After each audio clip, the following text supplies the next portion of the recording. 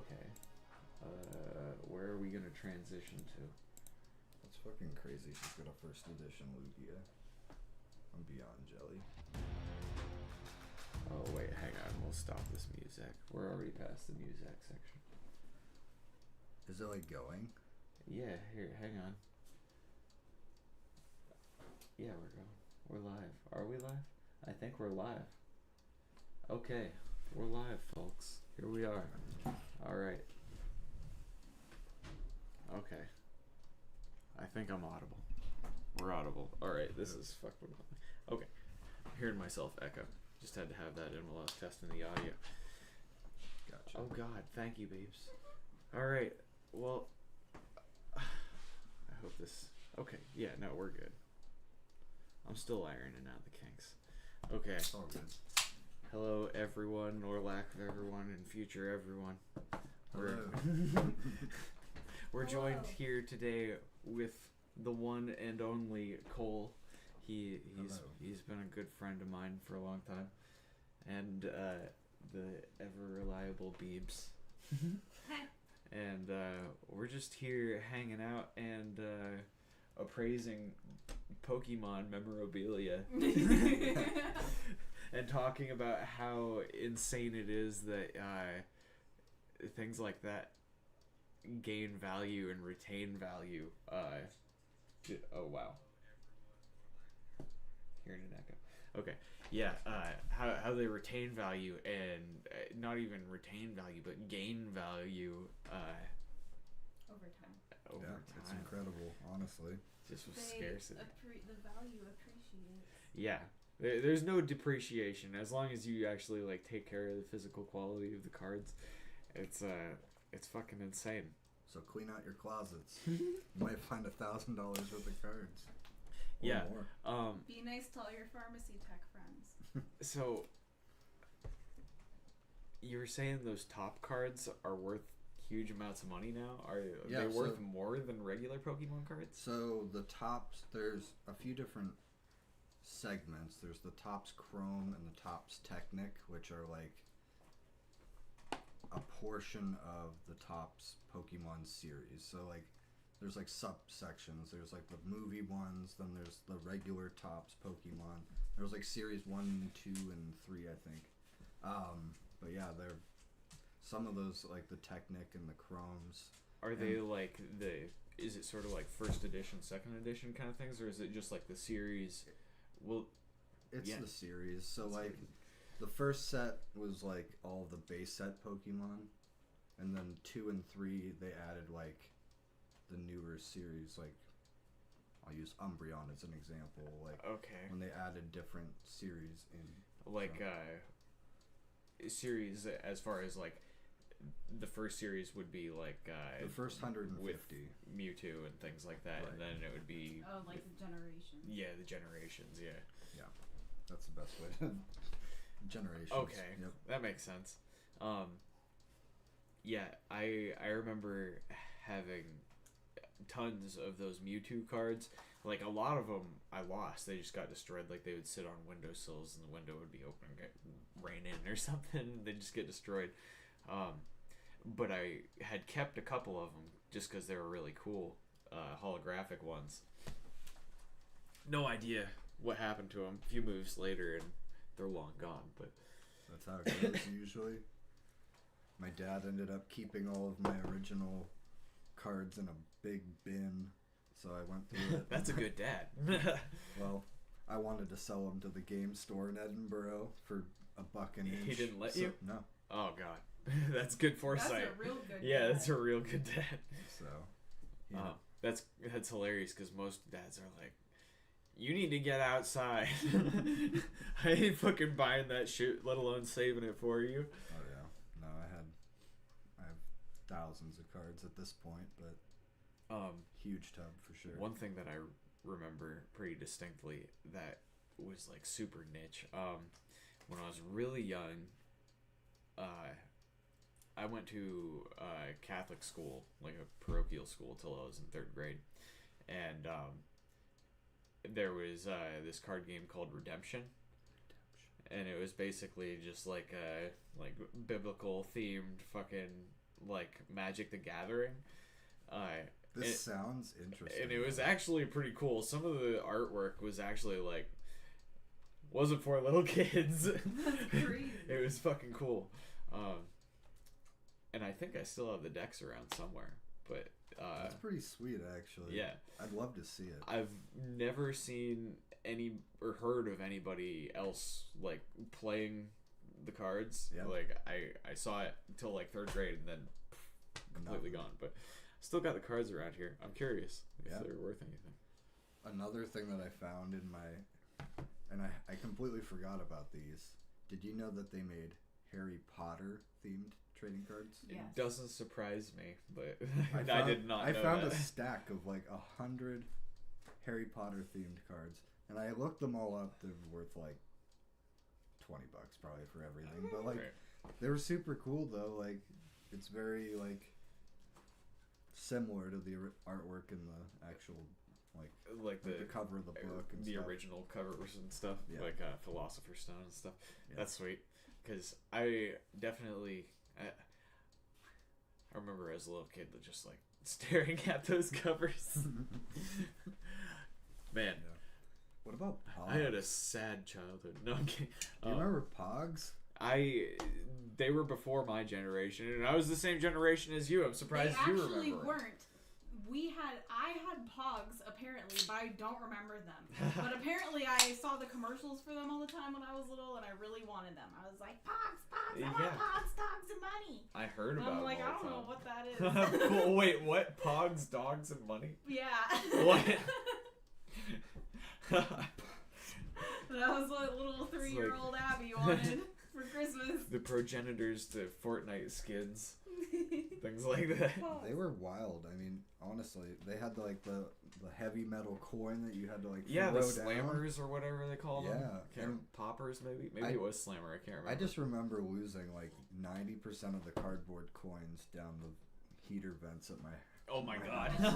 Like Terrible. just messing around and then they go down. It's like no, Because that's where you live now. gone forever.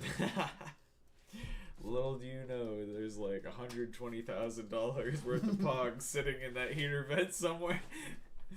Dear God, let's hope not. Poe, you're just way too interested. You know, in I Nicole, have this buddy. one too, but it's I love real you, man, in but you sad gotta lay down. condition. Get in your bed. This is a PSA 1. Up, Let's see this. up. Get back here. No, not closer to him. Lay down. Lay down. Good boy. This is actually a prime candidate for a PSA 1. Like, I don't know how you do this here, but it's all. Oh damn. Yeah. Like, I have a huge. Wrinkle. I've been collecting up damaged cards. I was telling her about this, where I'm collecting them up and I'm going to send in a giant lot to PSA to grade as PSA 1s because they're super hard to get. Oh. Oh, this is a promo. I don't know. You look at that. That's pretty cool. I don't know where I got it from. Somewhere. Yeah. Somewhere promotionally. Probably opened in a Walmart parking lot, I'm sure. Right. Well, usually the promos came in like the bigger boxes. They always put like a signature card in the front. So you Oh yeah. you Yep. probably just open a box. Yeah, Lugia's my favorite, so that makes sense. Badass. I got this crazy ho-oh Oh, card. you got half of the ho-ho. Why do you think it is that like certain card series are so valuable as opposed to others? Like, why isn't Magic the Gathering just as valuable? Or maybe it is, and I just don't really know So about a lot of it It comes to supply and demand. So like the new, like I'll use Pokemon as an example. So the newer sets are highly printed. There was a period, so 99 to 2000 and probably 3 or 4 was when Pokemon started. It was huge. Everybody was in love with it. Right.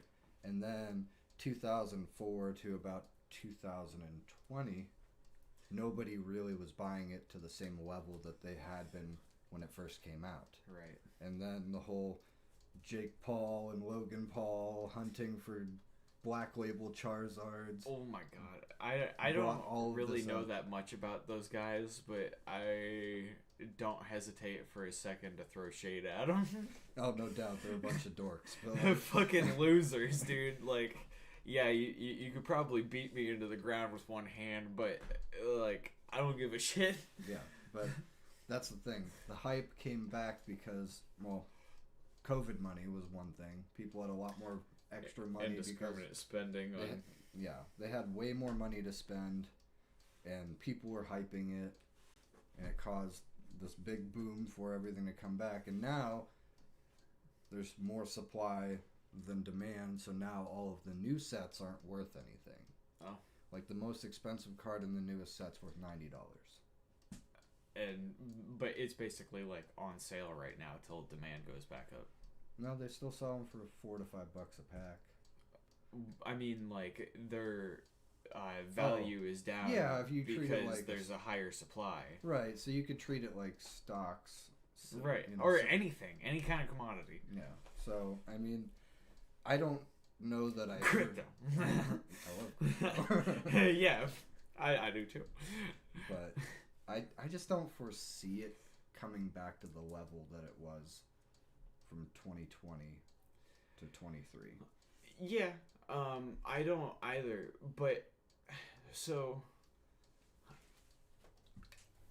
I mean, we'll see. Most people never foresaw the surge in popularity at its initial implementation, or that it would eventually have another. So, like, if history, repeats itself, it'll probably happen again. It's all super cyclical, it seems, in any kind of commodity trading. Yeah, absolutely. I think the overprinting, though, will make the newer sets more It's difficult. just on sale. I just don't think that's the... I mean, maybe, to an extent. With time, shit will get lost in warehouses, people will destroy cards, all sorts of shit will happen that will increase the scarcity and, like, rarity of people having these cards in their possession. I'd love to look up how many cards were printed from 99 to 2004, and then look at now how many are printed, and just compare notes to see, because Like, printed overall? yeah, or... like how many millions of cards are printed from the first set, and how many are printed in a current set. Oh, you just had it right there. How many cards were printed in the first Pokemon set? That's in total, maybe. Yeah. There's That's 10,000 of each card printed. Is that? which could actually be accurate. How many Pokemon cards were first? Yeah, how many first edition Pokemon cards were printed? 10,000. 10,000 of each card. Yeah, of each first edition card. There you go. So then, each one after that. How many first edition cards were printed in the most recent Pokemon set? So there aren't first edition any longer. There aren't first edition of each series? Mm-mm. They don't do that anymore. Huh. So you could say how many cards were printed in Scarlet Violet?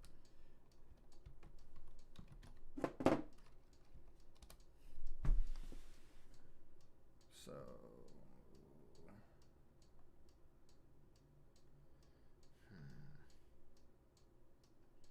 They printed nearly 10 10 billion billion. cards in 2022. That's, yeah. so that's kind of where I was getting Yeah, at. like 10,000 times 150. Like, and they didn't even put the full 150 roster in the first edition. It was like a certain amount of them, and then they did fossil and things like that. And that's why I'm thinking the reason that the old cards are going to be valuable and continue to escalate in value is simply because there's way less of them. So You're I right. think you're totally right about that. But so like, how many people existed in 1992? Was it like 7 billion? I don't think it was 13 billion. How many people are we up to right now? A lot. Yeah, like Way too how many people existed in 1992? 5.4 billion. And you said there's 13 billion now? I think it's 13, but I can't remember in 2024. Okay, so But that's still a 3 billion people difference, and it's still a lot. and that rate of people increasing is exponential. Same with those cards. So there will be more people that exist, more people holding cards, and more people losing cards. Like, That's true. there's also, excuse me, I'm choking on my spit. There's all sorts of, mitigating factors that both increase and decrease the rarity. It's hard to say. It's easy to speculate. Right. Yeah, remember in school they talked about the population chart? How there was like, it hits, I don't remember what the peak point is. I'm trying to think of what this was. Oh. But you know what I'm talking about? Yes. Where we hit the threshold where Yeah. we can no longer sustain at this level. Yeah, I'm curious to know. Like, but how they close- also said all sorts of crazy shit, like there'd be no snow on top of Mount Kilimanjaro, and we're totally wrong about that.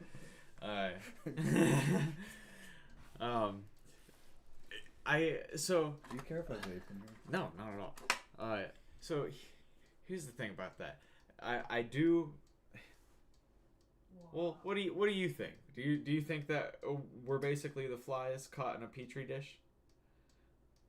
I mean, Or in a jar with a closed ecosystem and stuff like that? Because that's basically the theory behind that. We're in a closed ecosystem unless we develop more or a new way to sustain ourselves. right. We'll run out of whatever fuel, food supply, whatever else we're using Yeah, to survive. I think it comes down to like food supply would be what I would think would be the first thing that would cause an issue, or water even, because I know we have tons of water, but not trying to derail this here, but No, it's not. You're not derailing it at all. It's all part of the topic. just like thinking about it, like there's got to be, I mean, obviously we have some of the most brilliant, people have been continually learning and growing and becoming, like, we've, as a species in general, we've become much more intelligent over the last even like 20 years. Yeah. AI, I mean, all this stuff, like, we keep people take building. that for granted all the time. Like, France didn't even have clean drinking water or like indoor sewage. I can't remember. I want to say it was like indoor. It was No, water. It was clean water. Yeah, clean water. It was like water purification systems until after World War II. So Right. that's like the 1950s. That's within the last 100 years that a lot of Europe, modern Western Europe, got basic things that we just like totally take for granted nowadays. Right. Not to mention a lot of people, I mean, people born within the last like 10 years haven't ever existed in a world that didn't have smartphones. Yeah. That's fucking we crazy. We were literally the generation that's the middle ground. That's what upsets me about people like comparing me with Zoomers or millennials and stuff. When I was a kid, and we were like in like 5th grade, we started hearing the term millennials all the time. And to me, that was people who were born after 2000. That makes sense. Because those people never Yes. existed in a world where it was commonplace to have internet. Like, I had dial-up until I was in high school. Right. Right. Same. And then there were people, like, in 2010 who were born, like, they had smartphones and stuff by the time they were in middle school. Like, those are our millennials. Those people who haven't existed in a world detached from technology. Like, it is a core supplemental part of their existence. Yeah, you take away their phone, they're devastated. Yeah. I remember pointing that out to younger people when I was in middle school, saying, like, you cannot put your NV3 down. The generation before iPhones and stuff, they're just like, no, I'm not addicted to my phone. And then, like, 5 seconds later, they're, like, joking about how they're addicted to their phone. But you can't say anything. Right. That's the thing. I mean, we came up in the middle ground. Yeah. We remember running around in the woods being dumb kids. Sword fighting. Picking With up sticks. salamanders out of creeks. Yeah. And crayfish getting pinched by crayfish. Dude, speaking of crayfish, when I was a kid, There's we a lot picked of up a people boulder. our age who have never experienced things like that, Cole. Yeah. And that's another thing. Awesome things like this podcast get to, like, expose people to. Yeah. They never even heard about people, like it's not like a mythological thing. No, it's... There's fucking deer and coyotes eating people's dogs out here in PA, all sorts of shit. Fish or cats. Yeah. Crazy stuff. I mean... Yeah. I'm That's sorry, awesome. I don't mean to keep interrupting But it you. is I'm excited crazy. about this, Interrupting Cole. cow. I'm so excited about this. We are like a bridge generation. We're in a very unique spot. Like, I found myself when I'm talking to people on the phone, they're like, oh, you don't know what it's like. And I'm like, I remember using a rotary phone at my grandparents' house. Like, I remember dial-up. I had a tape cassettes. I had a CD Walkman when they first came out. Like, it had the cool anti-skip feature. Like, Anti-skip. Yeah. Yeah, it was real Anti-skip cool. was next level. Yeah. Yeah. You could It be was driving black in and the car. lime green. I was I gonna was say you could super drive in the car. edgy. You can go jogging with your CD player. What? Yeah, and like I was taught how to drive a stick shift for my first car, and like Yeah. now new cars are like total computer. Like you're driving a computer. They on drive wheels. It's themselves, crazy. basically. Yeah, Yeah. it's insane. It tells you when you're like going off the Yeah. line. Sarah's car's that way. It has It that freaks lane me assist out. where you literally can just hold your hand on the Yeah. steering wheel and it knows when the car in front of you is slowing down, so it slows down accordingly. Mhm. Like, Like it'll brake on its own. Yes. You It'll don't have brake? a choice in the matter. I mean, it will. You can brake on your own, but Yeah, but it It will will brake on its automatically own, brake for you if you get too close to a car in front of you. Correct. and you won't be able to tell it. No, I Yes. don't No, want to you- brake. well, if you I turn- want to hit this car. if you Wanted to. I I guess you could accelerate. well, that's what I'm saying. Like, what if I want to hit the car? Sure, I guess you could. I mean, you can turn the feature off. What if it's a life or death scenario and someone's like about to get hit by this evil guy in a car? He's like got a mustache and he's like, "Oh, I'm gonna hit your wife. She's tied up and laying on the railroad tracks." I was gonna say, what's that The cartoon? Peter Griffin piano starts playing in the background. And you have to hit this car. That. What if? But seriously, sorry, didn't mean to go all tangential. So That was what? It's weird because we have all these creature comforts available to us via technology, yeah. like our ability to communicate and things like that. But in order for them to exist, we have to sacrifice certain personal liberties.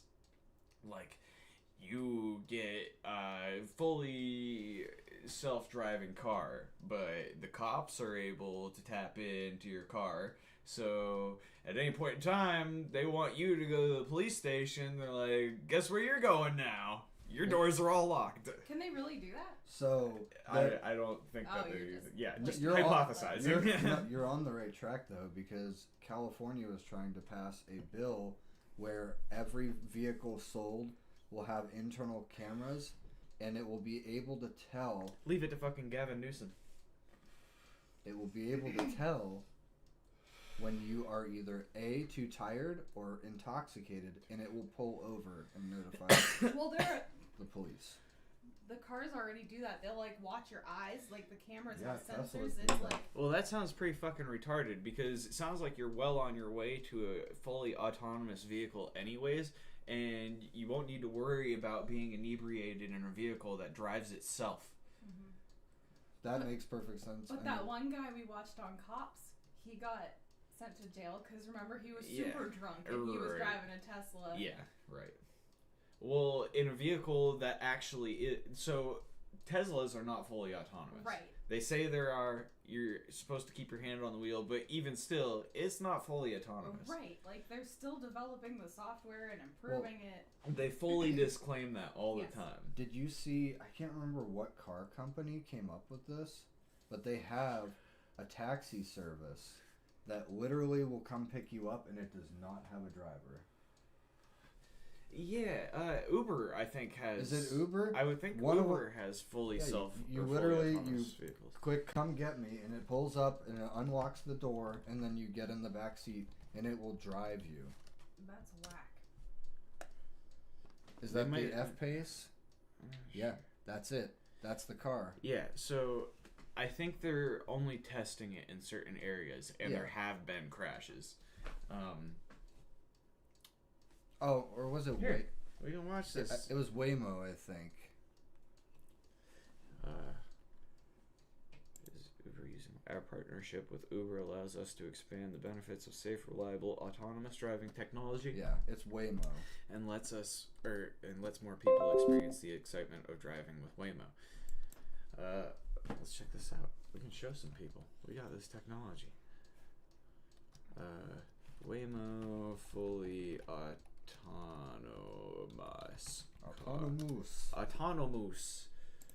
Not to be confused with venomous. Here, how do I switch this over?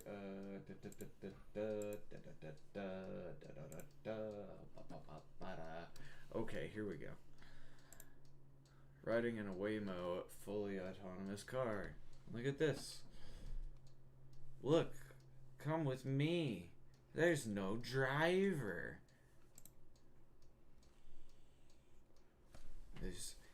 To anybody who's just listening to this, we have a video playing right now that has a sensor on a car that has no driver in it. It just whipped up in front of this chick. She's pointing out the sensors. You're wearing lots of TikTok stuff. Okay, she sits in the back. She chooses where she goes, and the car goes. It's a Jaguar. A Jaguar. Yeah, totally self-driving. Whipping all over the place. Crazy. I would not feel safe. That's just really spooky. Like, that's like a ghost. A ghost is driving that car. That is creepy. I'm not okay with it. This is the future. No. Pretty soon there's going to be no steering wheel or anything. Okay, it's just going to be all seats. You're going to step in. It's going to have all the seats facing the center with like a coffee table in the middle. So they have prototypes now that have both self-driving and a steering wheel. So when you get in, you choose the mode that you're going to be in. And this isn't to the public yet, but this is just like their prototyping. And literally you get in, if you choose to drive, you hit I want to drive myself. And the steering wheel comes out from underneath the dash. Wait, you can drive the taxi yourself? Not that one. But, I'm saying in general, there's version. I think it was a Mercedes prototype, but literally, it's like the steering wheel is hidden underneath, and then you're like, I want to drive myself. You hit the button, and it's like, whoop, brings it out. Oh, this is like a car you can get. It's not for sale, but it's a prototype vehicle that they're working on. I thought you were saying it was a taxi for a second. No. I'm sorry. No, you're I'm having a hard time following things right now for some reason. Anyways. But yeah, just crazy, just unbelievable stuff. That's cool. I know Lincoln has an autonomous vehicle that they're working on. I think I saw a Lex Friedman video. I don't know if you've heard of Lex Friedman. He's a pretty cool podcaster. He has like a video of him like playing like I want to say like a Spanish guitar or something like that, classical guitar, while he's just riding around and it's driving itself on a track. That's pretty cool. Lincoln Blue Cruise, Lincoln Active Glide. It's the level 2 advanced driving assistance system ADAS that will be introduced on future Lincoln vehicles. So it's in a driving assistance. It's a semi-autonomous system that mixes adaptive cruise control, lane centering, and speed sign recognition with geofencing. Yeah. It's crazy. Like some of the new cars that have like HUD, it literally, when you drive by speed limit signs and like curb signs and stop signs, it literally shows it in the HUD. That's crazy. I saw it because we test drove a Kia Sorento.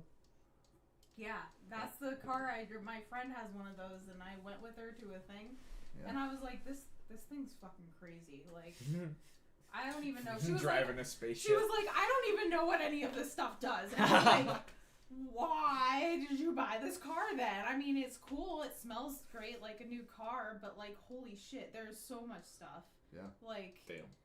I could to try to figure out how to change the air conditioning. Like, it would just piss me off. Like, I'm fine with knobs. Touch screens. Yeah. Oh man, that drove me crazy. I got my Jeep from my Subaru place, and whenever my Jeep was all fucked up, they give me a Subaru loaner, and in the middle of winter, when everything's freezing cold and my fingers are all calloused and stuff, like, I'm trying to use this touch screen to turn the heat on, and it's not picking up my fingers. Oh god. I'm like losing my mind because my fingers are too cold and they're like plastic on the screen. That's horrible. Yeah, it was pretty crappy. Yeah. A lot of companies are switching to all touchscreen. Yeah, I know. Volkswagen, not sure how I selling feel my about it. car. Not sure how I feel about it.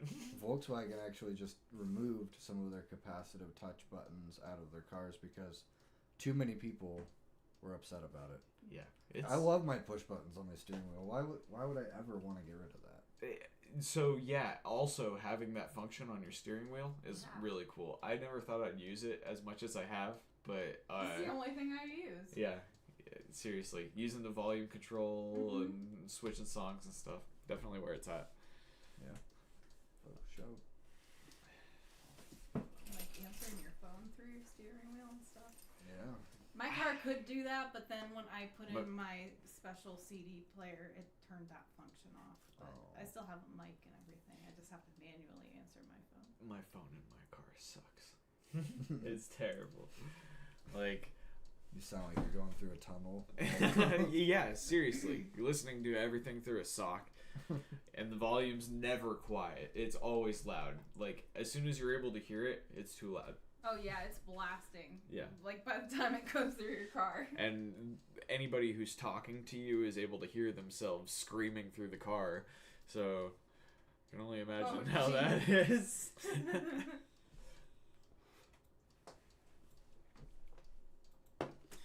Yeah, I'm, it is weird, the certain, like, civil liberties that we're willing to sacrifice in order for convenience or certain cool gizmos and gadgets and stuff. Like, you know, speaking about smartphones, what was it, like 2008 or whatever the iPhone came out? I think so. I think it was 2000. Yeah, 2007 or 2008. Yeah. That was pretty world changing. January 9th, 2007. Yeah, like people were able to send videos and pictures and stuff with flip phones and their envies before, and that was cool. But it was nothing compared to iPhones and this metal the way thing that was heavy and thick, and it made the whoop noise. And people who had other iPhones, you knew they had iPhones because it was blue. Yeah. Oh, and the bloop. Crazy. Yeah, I totally forgot about the It was bloop. like a weird exclusive club for Oh people. my god, yeah, that noise, like, honestly, eventually gave me PTSD because it meant the girl I was with was, like, talking to other dudes usually or That's something fucked up. terrible. This is just what I, like, mentally associated it with at that time. And, you know, I thought everyone you was dumb little kids at that time, but...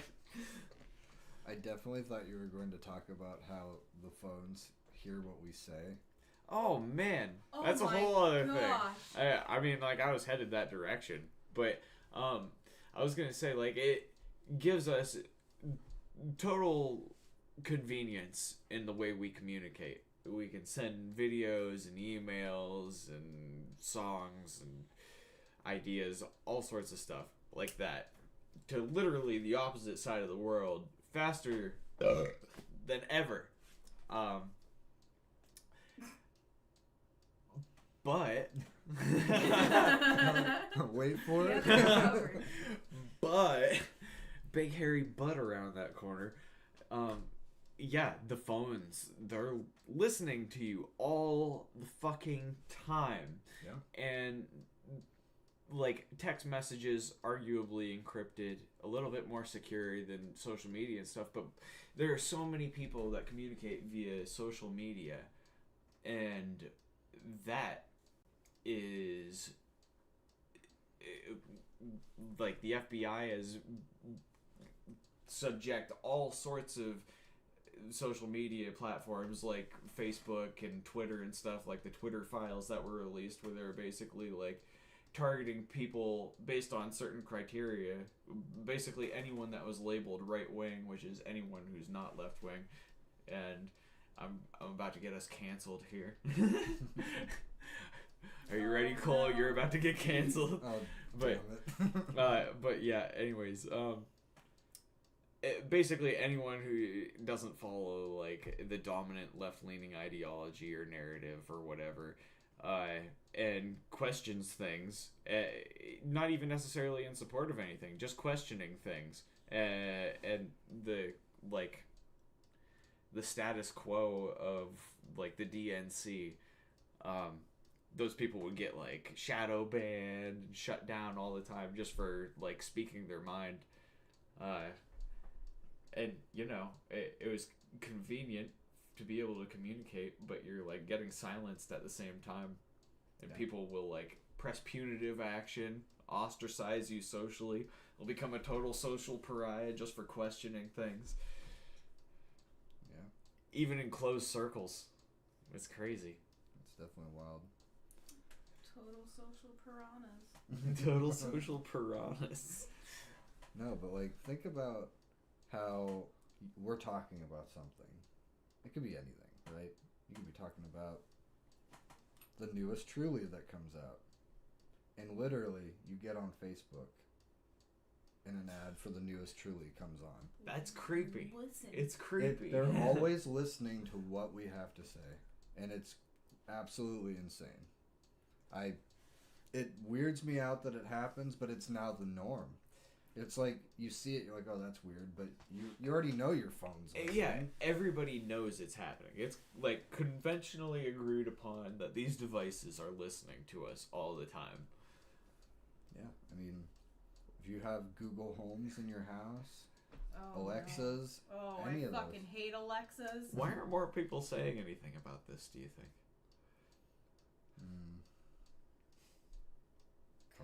Fear. Fear.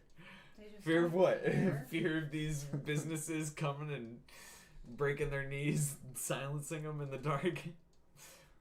It's probably, I would be willing to bet that somewhere in the legalese, when you accept the terms and conditions for these apps, or even when you update your phone, the agreement that you have. You think the probably TSAs I think are what set those terms? I would be willing to bet you, if you looked into the fine print, that you are agreeing that things that you, I mean, I don't know if it's to the extent of saying things, but that they can use your audio, they can use your microphone, your searches, your microphones, like there if has to if you're given access to your microphone, then it hears everything that you're saying. Yeah. So I mean, it's That's like we were just talking about getting a VPN because of the fucking tampon commercials, like real creepy. I It's wasn't fucked up. Googling anything, Yeah, I don't but want it people... knows Yeah. somehow around the time, and like I don't Google anything. It's disturbing. Like that really creeped me out. It already That's weirded wild. me out Yeah. when we would talk about like games and stuff. Yeah. But them specifically showing me commercials for like period pants and tampons was like disturbing. I was like, okay. Especially in specificity to the time. Yeah. Like They're like watching her. Yeah. Like they just know. That They're it's the like, time of the oh, month. it's Like, gonna be coming up here soon. Yeah. Don't forget to go to the store. Like, Yeah, go shopping. what the Here's what you're fuck? gonna need. It's so You should buy disturbing. these. You use Google Pay to pay for it, and it checks your receipts. So I routinely. don't. what I think is that nobody's saying anything, not necessarily because it's set in any kind of TSA. It's just because people profit off from it enough that it doesn't matter to the people who have the ability to do something about it. I remember one time when there was something about like ad tracking and if Facebook could do it or could not do it. All these people from small businesses were really against it because they were like, well, ad tracking and you know, those cookies showing people like more of my store and like what they want for things that I sell, like that would, if you got rid of that, that would destroy small businesses. And so they didn't do that whatever doesn't make kind of thing. sense Yeah, because it the was only really people weird. that actually show up on there are the big businesses. Well, Like Yeah. you are they're getting trying to- ads for small They're businesses. Right. canceling. They're canceling the small businesses. Yeah. Oh yeah, absolutely. That's their main goal. They want no small businesses. Yep. They just want Walmart and Amazon and Target, and that's it. Yep. You don't get to start your own enterprise. You have to join the corporate monster machine, or you don't get to play the game. Yep. Because the people in charge also have their hands in the corporate machine, and they're also profiting, and they don't want to relinquish any of that share of the market. They want to dominate all of that. Absolutely. Corporate greed. Yeah. It's funny how it all kind of like intermingles. How people say things like one side or one like governmental structure is like the perfect way and another way isn't. Because my favorite is when they try and declare that we experience purely one way or another right now. Because we don't experience pure capitalism. We don't experience pure communism. We don't, at least not in the U.S. We have like an arguably free market that's dominated by these corporate monsters that like monopolize almost everything and do everything they can to do so. Yeah, like the Kraft, Johnson and Johnson. Yeah, those. yeah. Microsoft, Apple, all sorts of shit. And there's really only like 3 or 4 huge corporations that own all of these Well, other it depends on what sector you're in, and like EA Games is even in the gaming sector is a perfect example. But any company that hasn't been sucked up by those giant companies you're talking about, because you're totally right about that. There's just like always a bigger fish, and there's a smaller subset every time you step up the pyramid. Anyone who's not captured by that machine, it's only a matter of time until they are. A good example of that would be like Southern Tier Brewing. They initially were their own craft beer joint that was literally just in Lakewood, New York.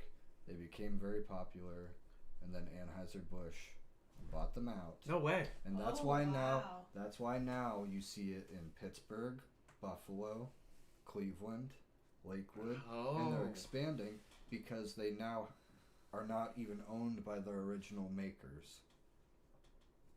That makes sense. They got more expansion or more exposure because Anheuser-Busch obviously has a bigger. Same with Voodoo, share I of the believe. market. I think Voodoo got. I've bought been out. seeing tons of commercials for them on YouTube. Yeah. I think they got bought out by one of the bigger beer companies as That well. makes total sense. So like, they once they get enough traction going, and then Anheuser-Busch says, "Hey, we'll give you $100 million for your product and all of the rights to said product." Are you not gonna sign the dotted line? Well, if Right. you have a good product and you think you can get that bid to go a little bit higher, Yeah, common sense would say no. But if you're just trying to cash out, if you're okay with that bill, that's what most people would do. They'd say, "Oh, I'm done. You sign that, or I'll take that check and sign it at the bank. Yeah, Don't give a fuck." that's Yeah. exactly it, though. I mean, Oh, the- thank you. That went out. these big fish essentially bully the small people with huge payouts. So is offering you a huge sum of money bullying you? In a way, it can be. That's not bullying you. But saying like, I'm gonna hire a columnist to write a hit piece about your beer, or like dig up some dirt about your CEO or something that I'll expose, or some sort of fucked up shit, trumped up charges of some, or find a way to make some kind of trumped up charges of some kind against you to make your life a living hell, just because, like, that's like more bullying, the extortion route. Just offering somebody a huge amount of money, that's not a big deal. Or you, I mean, like, if I was working with somebody, or if I was, let's say, Anheuser-Busch, and I wanted to buy Southern Tier, they were refusing. We would both go through the same advertising company. I'd be like, I'll offer you $100 million more to not let them advertise through you, or something like that. Yeah, I mean, that's definitely bullying, but yeah, I guess it's not bullying. So that, speaking of which, that's why I think it should be illegal for, like, for instance, pharmaceutical companies to be able to advertise on television or on, like, YouTube and stuff like that. That stuff should be way more regulated than it is, and it's illegal in, like, almost every country other than the US and New Zealand, I'm pretty sure. Yeah, and then you hear about the laundry list of side effects to these things, and they like speed through it in their advertisements. You just show people this, like, diluted reality, and, like, everyone's color coordinated with the drug. I don't know. I have a cynical kind of perspective about things, but I think most people want the easiest way out, and like a lot of people, people want a better life. They want, like, the fast car, they want a ton of money, they want a big house, they want a bunch of property, and, like, they're working a McDonald's job, or not using their brain and just going to a machine shop every day and pushing a fucking button. And, like, when you tell them, like, you have to apply yourself and do something more, they're like, well, that's easy for you to say. Like, no, it's not. Like, or they say it's easier said than done. Yes, it is easier said than done. It's fucking hard. Yeah. It is fucking not easy in the fucking least. That's why the people who have all that shit, they put in a fucking shitload of work. And granted, that's not always the case. But I would say there's the larger majority of people, when that happens, they worked extremely hard to get to that point. There are trust fund babies. The people that we meet, yes, absolutely. Because we aren't going to meet no trust fund babies. Let's be real here. How many trust fund babies do you know, Cole? Well, I do work in financials, so I know quite a few. Okay, that's fair. That's totally fair. But had you not worked in a bank, how many do you think you would have met? None. Zero. Exactly. Maybe one in my life. Yeah, like, the people that we meet are probably mostly going to be middle class, so to speak. What is middle class at this point? And that leads me to another point, like, which is almost non-existent. Like, you either have an exorbitant amount of money or you don't. Like, and that's the thing, like, the price point of lifestyle is, like, such a there's no, like, margin between lower class and upper class. You're just, like, poor, and then, like, that's like 90% of the population, and then 10% up here. That's like, I'll give you me as an example. 10 years ago, I was working at Walmart, making, we'll say, I don't even remember, $8 an hour as a manager. Now I make 4 times that amount, and Sarah makes 4 times that amount. Oh my god. But like, you know, it still doesn't matter. You still feel like you don't make enough. Yeah. Like, so a lot of that. We gotta pause this here because I gotta take a piss. I was also thinking Yeah, that. we'll be back, everybody. Hang on a second. We're taking an intermission. It's intermission time. Great time for an intermission. And more music.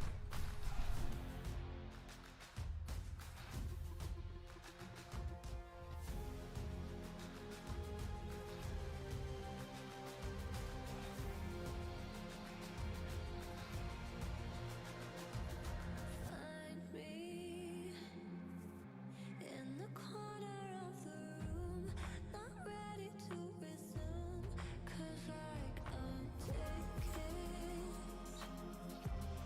don't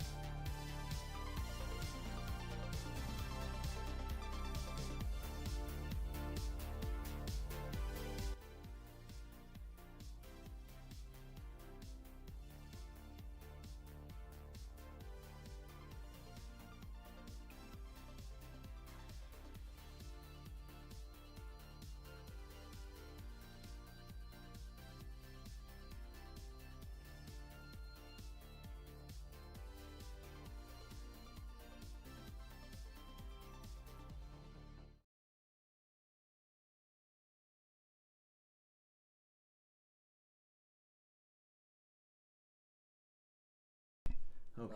Oh, And we're back. 115,000 views is total. Oh damn! That's not really Like total like channel video views. All my the video views Okay. is 115,000. That's cool. That's cool. That's more than me. I can only aspire to be so cool, Cole. You can only aspire to be as cool as cool. As cool as cool. So yeah, I'm talking about money and how much we make, and how it never really seems to be enough though, and how the middle class is being destroyed. Yeah, it's an ugly thing. Now that I've smoked my cancer death sticks.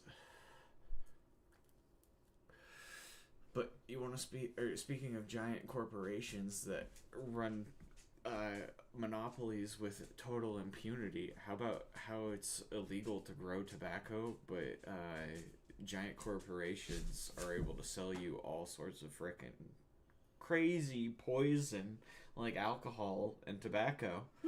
Crazy poison. Like, tobacco literally serves no medicinal purpose. It's not good for you at all. It's proven that it causes cancer and kills you. But totally fucking legal. But weed is not. Like, they're both arguably federally illegal to grow. But, like, fucking weed is good for you. Well, better for you than tobacco. I should say. Yeah. It's wild for sure. Like, why can't I just grow my own fucking tobacco plants?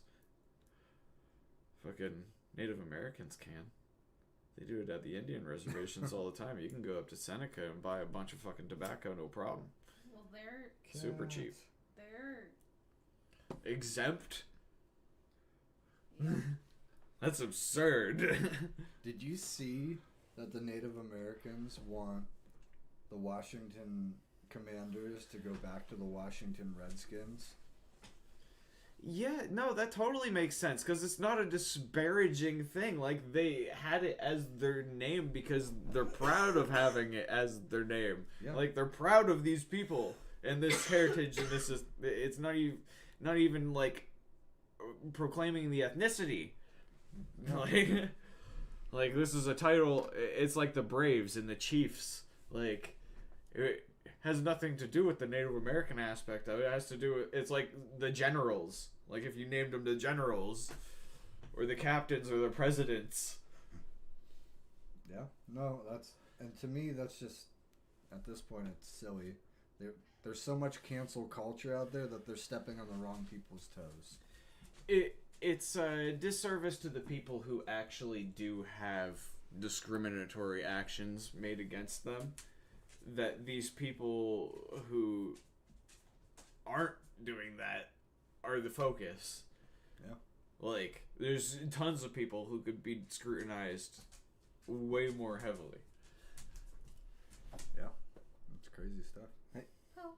It's like, I want Dog feature. I want to lick your beard. That's really what he wants Todd, to do. He you're loves out of face control, hair. bud. I love you, buddy. You're ridiculous. You gotta go lay down. Get in your bed. Come Okay. lay down. All right. Lay down. Lay down. Now, lay down. Go on. Something about that unconditional love. Yeah. It's, you know, it gets harder and harder every day to get up and go run 6 miles a day, knowing somewhere online some fucking dumbass teeny bopper is fucking selling farts in a jar and used pairs of underwear for like $40,000 a jar or a pair. Gross. But I've got to go to work every day and work for Amazon and be part of the fucking machine. Yeah. Well, you didn't think of farting in the jar first. Maybe I'm missing the boat. Maybe that's what I should be doing. I should start an OnlyFans. Focus your efforts. Start elsewhere. selling my farts in jars. I don't know if it works like that. You might want to try something different. No, I think you should sell your parts. It'll be great. It'll be a hit. Well, there's all sorts- complimentary jar of bricks. There's all sorts of people scamming people online, like Indian call centers and stuff, or like Russian call centers. These people get traced. Will make like fake Facebook profiles. Oh yeah, all day. And steal identities. And My mom got scammed by a Indian scammer who was pretending to be a beer company here in Erie. Their Facebook page got like copied, and so like they messaged my mom saying, "Hey, you won like a giveaway. We just need like your card number." For some reason, my poor mother fell for it. Oh God! I see that shit all day, every day. The gift card scam is the worst. And They mostly prey on elderly people, but Yes. they are people good who are enough. like technologically ignorant a little bit. Yeah, it's wild, and it's sad to see. And why not just go get a real job? You know, if you're gonna do stuff. Yeah. I mean, I know that they're making tons of money doing it. Well, when they hit the lottery, they have a million failed attempts, but they hit one person who has $100,000 in their bank account, and they take it all. And that's all it takes is just one, and they paid for everybody's salaries for the year. 'Cause they don't make shit. Right? Yeah. The dude at the top is. Like the exchange rate, I can only imagine in India, like $100,000 is probably $500,000. I can only imagine what it's like over there. It's like a third world country. Yeah. What is that? No, is it rubles Russian? Rubles is Russian. Rubles, I think rubles. rubies or rupees. Rupees, that's what it is. Might be it. I thought rupees are what's in The Legend of Zelda. Yes. It's not a real currency. Yes. Copycat. Yes, it is. Nuh-uh. Yes, go ahead. You got the You power. went to sleep. Oh, hang on. I got Turn it this. on. What's the national currency of India? The Indian rupee. And what's the exchange rate of the rupee? Oh my goodness.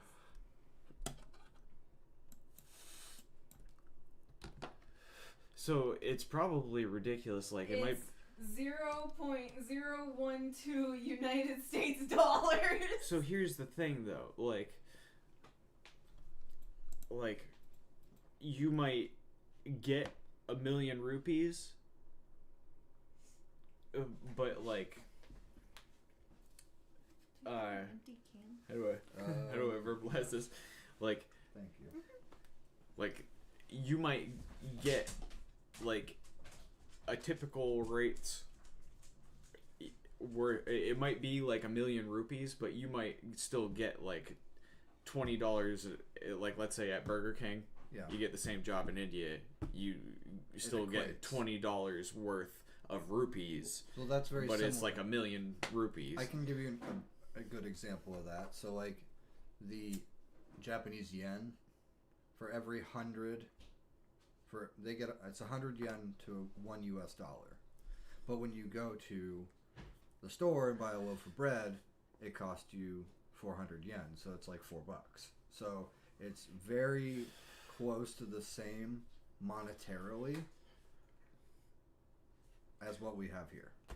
Right, but I mean, like, I don't know what it's like if what the inflation rate of like India and stuff like that actually is. I mean, I can tell you, it could be like super expensive for a loaf of bread. It could be. It other could be places. 100,000 rupees. We don't know. Right. But like in the Philippines, Filipino money. I know U.S. dollar goes a long way in It does. Philippines. If you have Or in the Philippines. If you have $500,000, you can retire there and live happily in a mansion for the rest of your life. A buddy of mine literally did that. I play ESO with him, and he's an old military head. He retired from the military. He went to the Philippines, married a Filipino woman, and had a bunch of kids. And every once in a while, he comes back and visits another son from another woman of his in West Virginia. Whoa. And like, yeah, You live like royalty. it's crazy. It's insane. His military check is like unbelievable, I'm sure. So another buddy of mine, his dad went to the Philippines, married a chick, and had their money like stowed under their mattress or something like that. No. And like they hired a maid, and she came in and stole all the fucking money. And like like a year after his dad moved to the Philippines, he calls him up. He's like, "Hey, you got any money?" Like, what happened? I want to say he like won the lottery or something and ended up with some ridiculous lump sum. But anyways, yeah. I have another crazy story. So, I won't say the name of the client, obviously, but I had a client who, their son was disabled, and he was living on SSI, and he had some sort of degenerative disease where he was slowly becoming more sick as time goes on, and he moved to the Philippines because he had his wife or something was Filipino, and every month they take his money. He gets his disability money in, and they go to an ATM and withdraw all of it out of his bank account every single month. And before he even you gets don't a even chance? Well, he's laid up Oh, in bed yeah, no, because he's right, disabled, so they go and they pull all this money, and God only knows if he's even alive at this point, because there's they don't, the dude doesn't talk to his son. Well, I mean, I imagine someone corresponds with the son for him to. Well, he They're said that probably financial power of attorney. Otherwise, they wouldn't be able to withdraw stuff from the bank. Well, it's through an ATM. How does the guy has to go to a hospital and get assessed at certain points in time? Right. In the Philippines, but they don't talk enough. Well, not in the Philippines, right? He's in the Philippines, so Right, I see. Yeah. He's sitting at a house, Oh my God. laying in bed, and who knows if he's even Oh alive my at this God. point. He could have been dead 10 years ago, and you don't know Yeah. and they're just not saying anything because they're getting a constant paycheck. Oh my God. And in the disability check is probably bigger than what they would make in a year, so they're rushing to pull all of it out as soon as it comes in. It's just wild. So I did have a patient whose family did do exactly what you're saying, but he was in the hospital, and I had to get all of their financial information to help them apply for Ohio Medicaid, so there wasn't really anything shady going on, but I can totally see where it would be shady, especially in the Philippines. Yeah. Not that I know about You the never know. healthcare system there. Crazy. You legit have no idea what's happening. But yeah, this guy, same situation, bedbound, couldn't do And anything. you never know. It's messed up. But on to better things I think we should talk about. like what? I don't What's know. better than that? I don't know. It's just Doesn't get any it's better crazy than to healthcare me. in the Philippines. Are you sure? But yeah, I don't know. I just think it's wild that you would just uproot yourself when you're deathly ill. Yeah. Just travel to the other side of the globe. Yeah. Well, to become a cash cow for. And that's what they probably convinced him to do it. And Right. maybe it's a lot cheaper for them to get full-time care for him in the Philippines. That's entirely possible. Yes, because people go because to Mexico holy for that shit cow, all the time. is 24-hour care so expensive, and it takes so much to qualify for it here in the United States. If I you agree. had money coming in and you knew you could get reasonable health care in the Philippines because you were stationed over there at one point, bam, all your health care needs taken care of because your money has 25? Quad 25. It's a lot. It's a lot. It went up a lot. So now you can have people take care of you in your house. You don't have to go to a shit skilled nursing facility. Yeah. I'm using those meridians in my social worker brain. Yeah, you just gotta pay $1 million to fly there. Well, that's...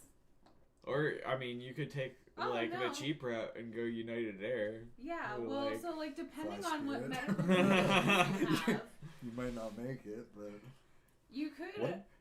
Just, you know, any plane that's been inspected by Boeing is safe with me. I was about to say, have you seen any of the stuff on Boeing lately?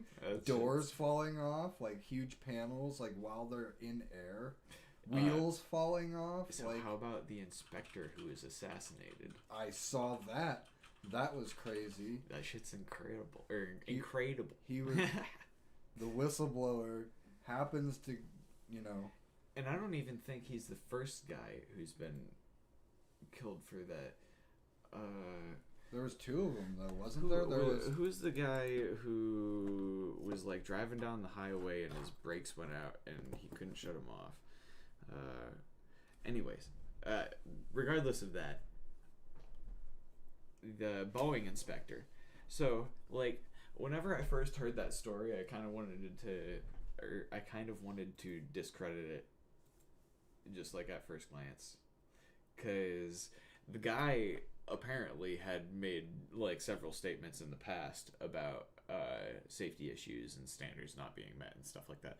But then I like read more about statements he made where past inspectors were basically getting paid bonuses to not find issues with planes, and they were given limited time to make inspections, and the inspections that they were expected to make on their assessment that were like the standard assessment were like progressively like shortening, and there was like less criterion that they were expected to meet.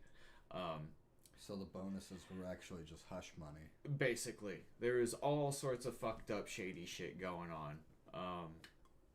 And I can't remember, I read about this guy so long ago. I want to say he like retired or whatever, and then they assassinated him. Yeah. And he was found dead in his car. I can't remember, out in front of his house or in front of a hotel. But it was him and some other famous dude. Someone else as well. Yeah, I don't remember what his name was, but like, it was someone famous that he had been like, that the whistleblower had been talking with. And Barnett's body was found in a vehicle in a Holiday Inn parking lot in Charleston on Saturday. Police said March 12th, 2024. Okay. But famous guy he was talking to also was killed. Do you know who that was? I don't know. Sarah, this would be one of the times where Sarah would tell you everything that you need to know about the story, because she's been following it. Oh God, we gotta get her on here, man. I'll bring what her do we next do? time. Fuck yeah. But yeah, just like crazy, and I just don't like. What did he have that was worth killing him? Well, he was the whistleblower, wasn't he? Yeah. Well, he was a whistleblower, but what I'm saying, or what I said earlier, he had made statements about the safety standards not being met previously. Yeah. So why would they suddenly kill him if he had already been making these statements? There had to have been something worse. Yeah. Something else happened. Something was going on. Something smells fishy in the state of Denmark. Yeah, I mean, it's wild. And it's like the worst possible timing for it to happen, because it just makes them look even worse and more incriminated. Somebody's going to find out what it is. I'd be willing to bet at some point it will come out. So I've heard some conspiracy theories about yeah, you're cute. I've heard some conspiracy theories about how people like let it into all sorts of things about how communism has the capacity to build. I can't remember, but China has like manufacturing capacity, but it doesn't have freedoms, and capitalism in the West have like freedoms, but they don't have the capacity for like sustainability and manufacturing growth and things like that. And how people in power here were encouraging certain prototypes and like companies to like develop out of like airlines and things like that out of China, while like the West has like the setting sun on it kind of shit. I want to say I heard this on Joe Rogan even, which, you know, take that with a grain of salt. But you know, I try to take everybody's perspective into account. But like, I don't see what kind of parallel there would be to Boeing coming out of Eastern companies. Like, what? Jesus Christ! Throwing my drink on the ground. What kind of like a lot of things are manufactured in China, but like there's no like Chinese companies that are flying people around. There's none. Well, do you know of any? I'm not saying. Well, like, I mean, like, think of it like this. Like, I know a lot of things are manufactured there. Like Emirate Airlines, Saudi Arabia. They have their own airline. I would think that China has something. I think there's one called like China Airways or something. Right on. So I mean, there has to be something. Like they're such a huge country. Like there has. How couldn't there be? There has to be something out there, but I don't know any of the names off the top of my head. Right. And it's weird how tying back into like how people say like, well, like that thing failed because, or like we're failing because we're one thing or another as far as a governmental structure. People saying China fails because it's a purely communist structure. China isn't really a purely communist structure. Look at how many like things that they sell to the West, and they like sell all sorts of things. Where's my DHgate code? Yeah, to their own fucking people. Like, yeah, I mean, there's infinite things.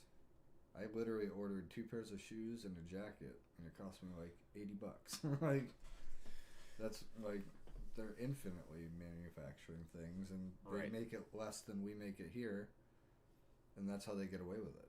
Even with the cost of shipping it, it still only costs them $2 to make that shoe. Seriously. Yeah, they're just pumping them out en masse. So, yeah. It makes you think, like, are those Air Jordans that cost like $120 here just like $20 in China? I'm not gonna lie to you, those I have multiple pair of Nike Dunks that look just like the real thing. So, but they aren't? No, I paid $30 for them. Oh my god, that's fucking crazy. I did that with Converse once on accident, but I wore the Converse, the fake ones, and they fell apart so fast. That's just the thing. That's wild because it was like terrible. the appearance is there. Sometimes like up. some businesses. All of them, like my one pair, the Mummy Dunk ones that have like the little mummy faces on the back of them. I've had them for well over a year, and I've probably walked hundreds of miles in them at this point. Oh wow! And they're perfectly fine. Damn. Not a single piece of it has fallen off, and have stepped in puddles in them, and like. That's impressive. Yeah, the fake Converse I bought, I wore them for 3 hours, and like they literally came apart. Yeah. And like I had blisters all over. They were a mess. They've my shoes normally just go apart. I'm hard on my footwear.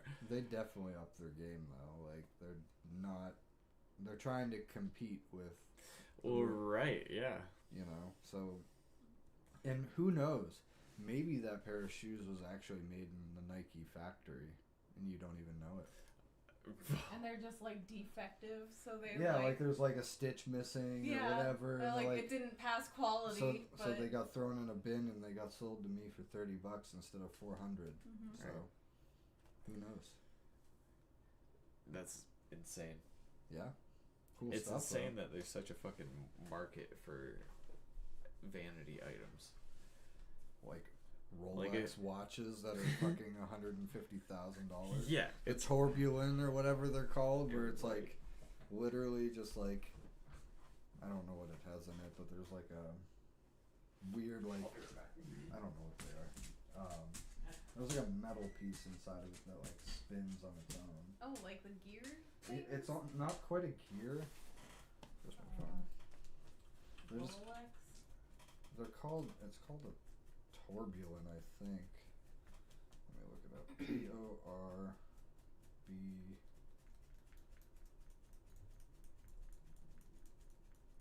Tourbillon watch. Like, there's a bunch of them, but like, so like they'll have like pieces. Like this one has like a globe that like just like floats around inside. Ooh, yeah, those are cool. These are just like knockoff versions, but like, just like these are like this one's got like a globe inside of it. Okay, so I could get watches, but like this one and things like that. Like that's like $6 million. That's absurd. Okay, That's like insane. Bugatti Chiron Tourbillon, $289,000. You could buy a supercar for that, and you're putting it on your wrist. It's instead. fucking stupid. Like Yeah, this Rolex is $12,000. That's insane. yeah, and that's actually like low end when it comes to Rolex.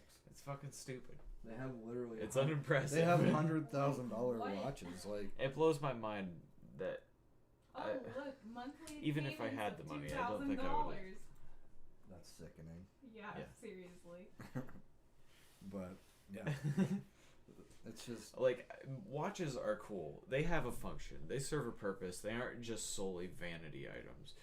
But like, imagine an alien race coming down and looking at like people with these goofy fucking shoes and shit like that, and their crazy fucking haircuts. like the moon boots. Yeah, like, Kanye's. like, moon I mean, they'd boots. probably think we were crazy to begin with. Did you see? Or crazy looking. They to begin found with, but, like you know. 7 billion light. Is it 7 million our or 7 concern- billion light years away? They found a planet with lights on it. What? Yeah, you What? can Google Okay. it. Look this shit up. You want a thing to talk about? Let's talk Okay, about hang that. on. 7 billion light Just years away. Planet. that's Planet found with lights on it. Planet found with City lights on it. Just found a planet with city lights 4 days ago. Say what? Okay, alright. We'll bring this up on the screen. Here we go, ladies and gents. It's an hour and a half video. Well, we'll When you skip write, that. your tone influences how readers. Okay, well, we got ads, folks. Sorry about that.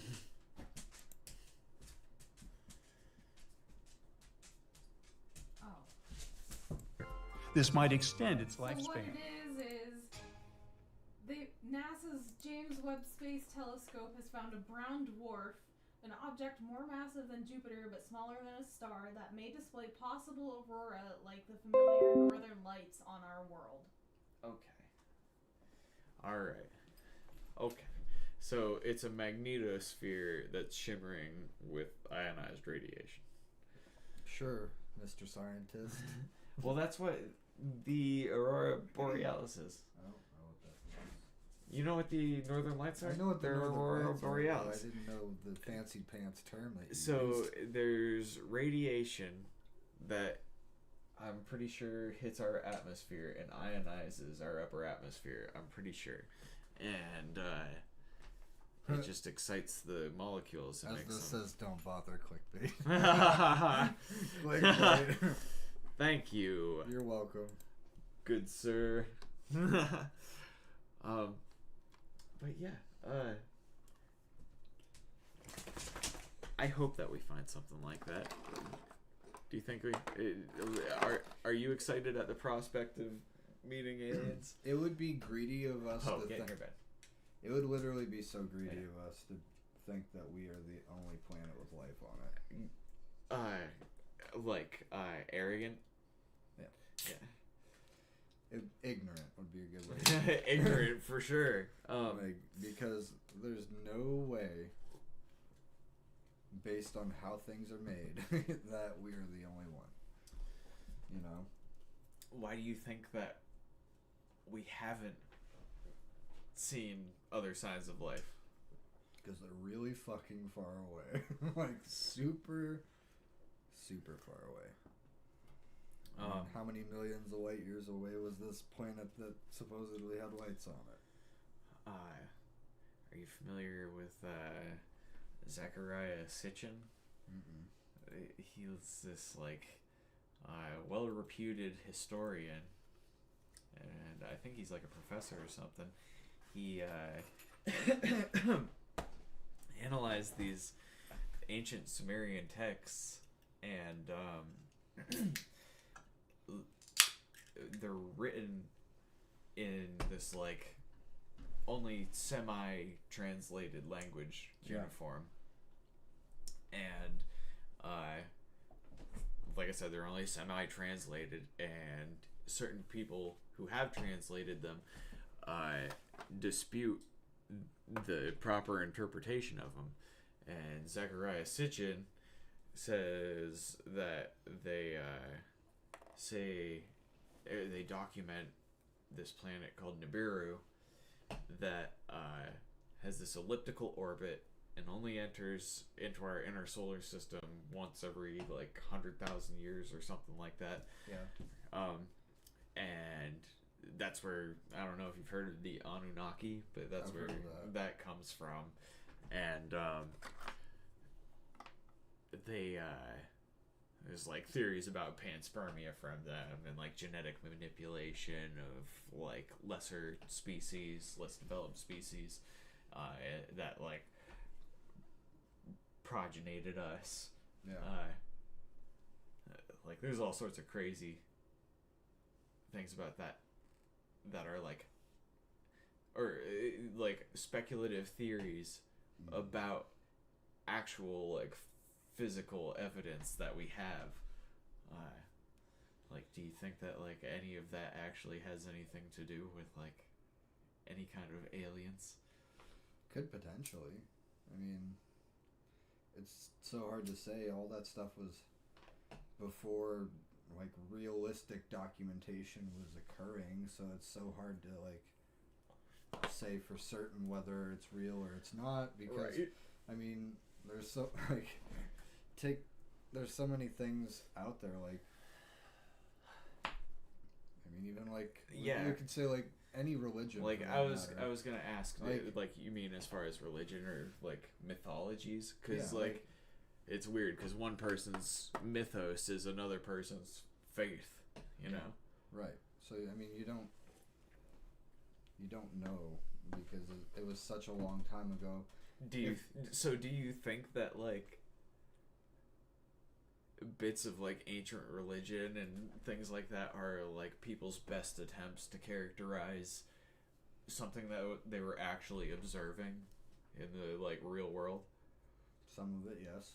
I would say yes to that. Because, I mean, obviously there were some crazy people out there. You know, that's definitely a thing. And, like, they might have been schizophrenic and... Right, no, they're just all crazy. You know what you gotta do, and that's believe in Christ. Yeah, they're all just, like, attaching leeches to themselves and bleeding out, spitting in their wounds and making themselves trip and hallucinating. But that's the thing, like, that's why it's called faith, right? You know, you don't know for certain. It's what you as a person believe in. Yeah, that's specifically what a faith is. You know, so... But these stories might not necessarily be a faith, because, like, when language was really, like, underdeveloped and, like, simplistic, right. it was almost... It seemed like it was almost necessary for people to convey stories in metaphor and parables and stuff. Right. Rather than convey the stories directly. And that's how a lot of the stories survived. Like, and like what a lot of speculations is centered around with things like the Bible, that like these stories might not necessarily have had anything to do with any kind of people, or like angels were actually aliens and lights people were seeing were spaceships and things like that. And yeah, I mean and it's impossible for any of us to know because there's not time travel to figure it out. Right, yeah. Yeah, absolutely. Nobody really knows unless we had time travel. And you can't die and come back. So I mean, you can, actually. So CPR. Yeah. I think that it's really interesting to think about the idea that the Big Bang, or like in regard to the creation of the Earth, Right. like maybe the origin story or the like creationism story of the Bible has something to do with like the Big Bang or the creation of the Earth. Like when it refers to on the first day, like how long is a day? What was going on? Like Right. a day relative to what? Because a day is like a rotation of the Earth. Well, maybe the Earth wasn't spinning for a while, so a day was a lot fucking longer. Right. Or all sorts of weird things like that, where they might have some kind of scientific background or backing to the to this like theological origin story or like Right. parable or whatever. It's a metaphor, but it's for something that's literal. And I mean, it's so hard to disregard that there's like something else there, because there's like, I feel like that's one of the most compelling arguments for like the idea of a spirit or something, that like it's some people might not have ever felt it, but I heard like someone talking about it once in some kind of seminar that sometimes you feel like this compulsion in you to do something incredibly much more good or incredibly much worse than you yourself would normally do, as like some kind of spirit on some kind of moral level is acting through you.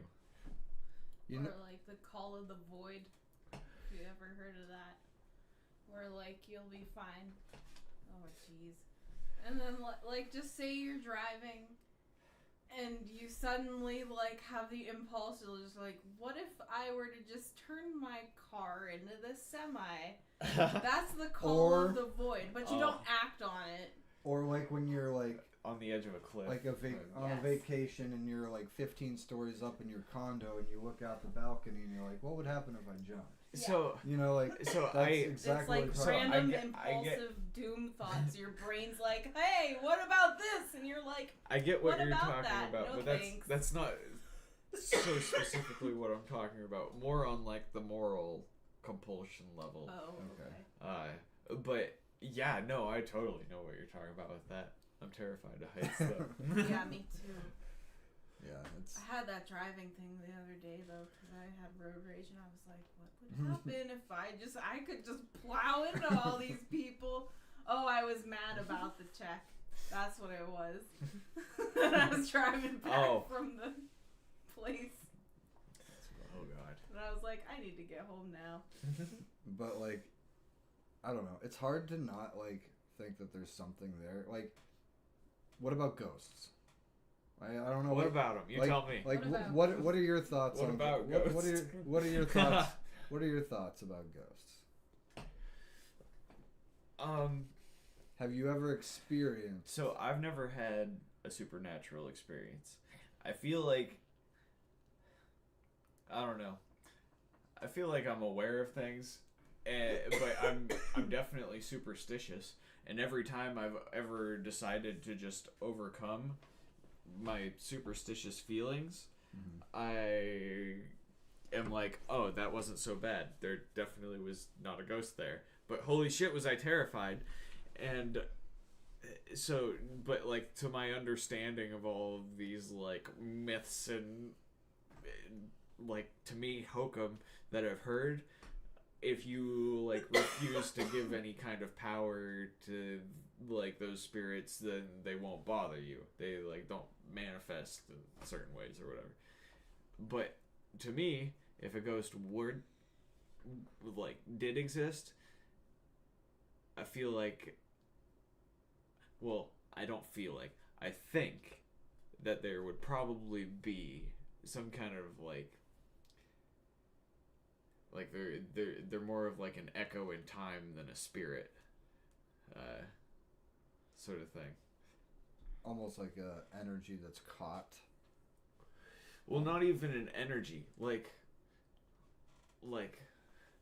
let's say you're in a canyon and you clap your hands, and then like a second or two later you hear the sound again, and you can like hear it every once in a while again and again and again. Now, but like imagine that on like an existence level. Yeah, I guess really like the only like when it comes to like being superstitious, I live in a house that's literally 200 plus years old. So yeah, like I've been there, yeah, fuck yeah. Like it's creepy. So like the one night when I'm like it's 3 a.m. I'm sleeping in bed and all of my doors have the bar across. So it's like there's a latch on the outside, kind of like this. You click on it. There's a latch that flips The up, little right? flippy do, Oh, yeah, yeah. I know what you're talking about. So, you know, every night I go to bed and I shut the latch. You know, like I shut the door and I push the latch down. And one night, I hear it. It was loud enough to wake me up where I hear the clack of the door, and then the door swings open and smashes into my armoire. And then the dogs they stand up and they're literally hair raised, barking into the abyss of the hallway. You know, at that point I'm like, what is out there? You know, like it's one thing. That's when I'm like, time to die, motherfucker, it's you or me. But like, you know, and I've had a couple of experiences. Like, I had the dog trainer come into my house, and he literally goes, "Have you ever sensed spirits in this house?" And I'm like, "Well, yes, Yeah. yes. Actually, oddly enough, I have." And he's like, "Yeah, there's tons of activity. Like, I can feel it, and I think that's what causes your dog to freak out like it does." So, Is there something wrong with the mic? no, I think that's just the desktop audio. This is the mic, I believe. Hang on, let me test this. Test it out. Test. Testing.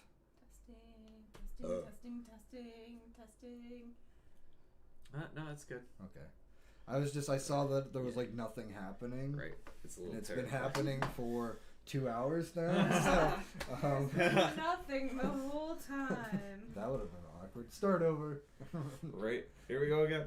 But when it comes to like ghosts and things, it could be energies. It could be energies. And it could, totally could be. Like energies, like think of it like every human has some sort of like inner chakra, right? And when they pass on, where does that go? Like, Well, yeah, like it's so weird because it's almost like cloudy, the idea of what it possibly could be, because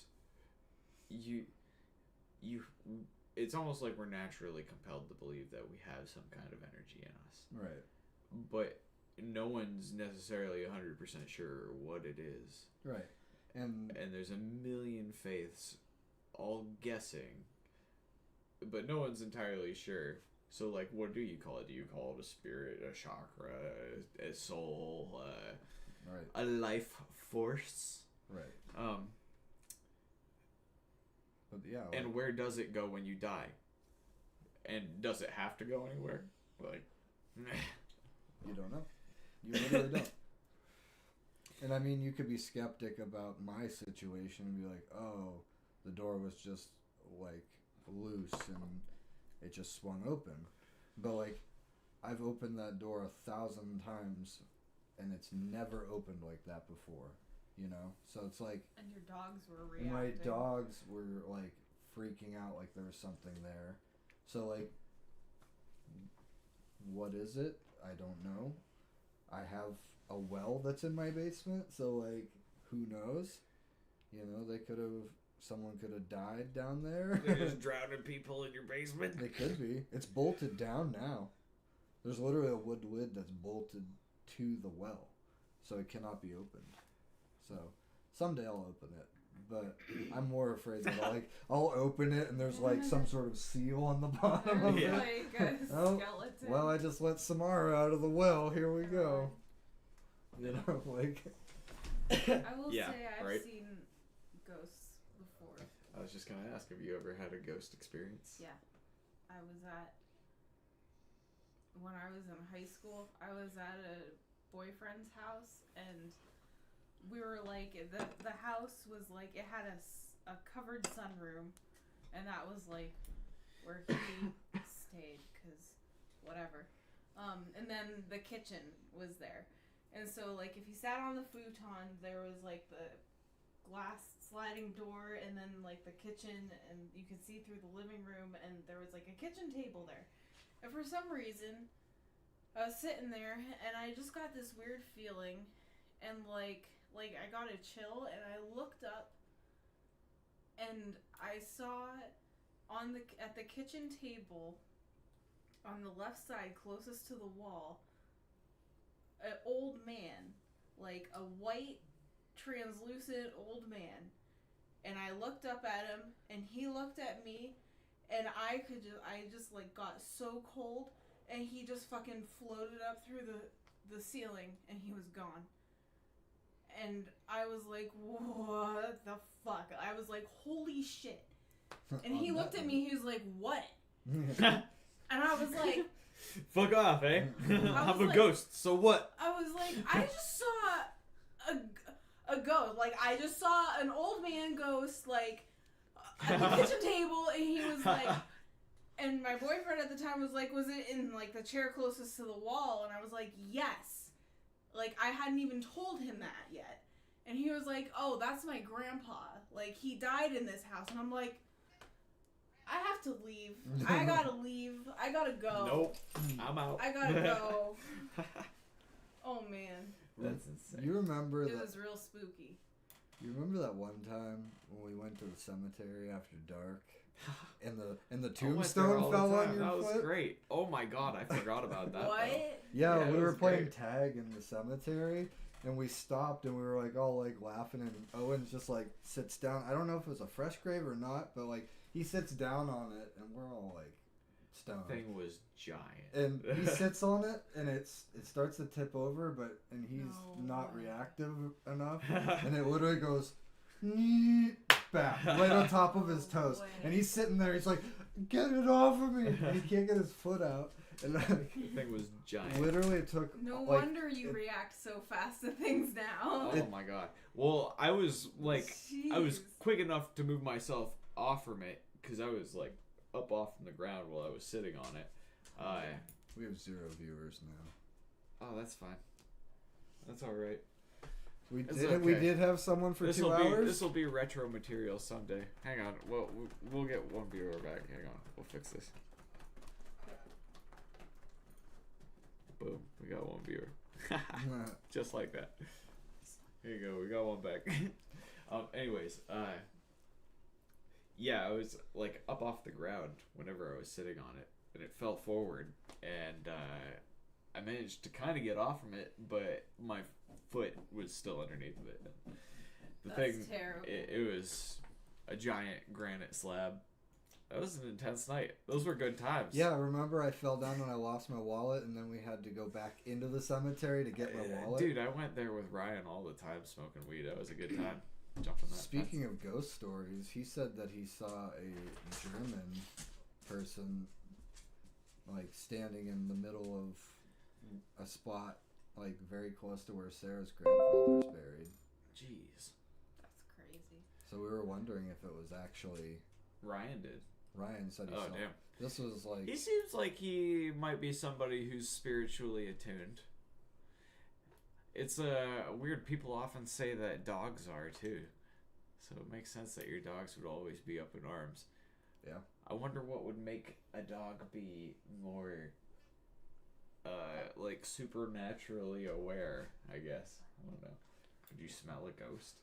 I think they I just think they just sense it. something with the energy, they feel it. Just Yeah. like how they can feel our emotions, like they just feel. Well, could you feel a ghost Yes. with empathy? Well, maybe Ghost's existence is based around empathy, so dogs are super aware to them of them because of their empathetic capacity. But what would make a dog? How are dogs so empathic? How are they aware of emotions so They're hyper aware. naturally? Well, just look at him. Just look at him. Look at those eyes. I mean, how could he not be? What a friendly little goober. Little He's like, I'm all mush inside, you guys.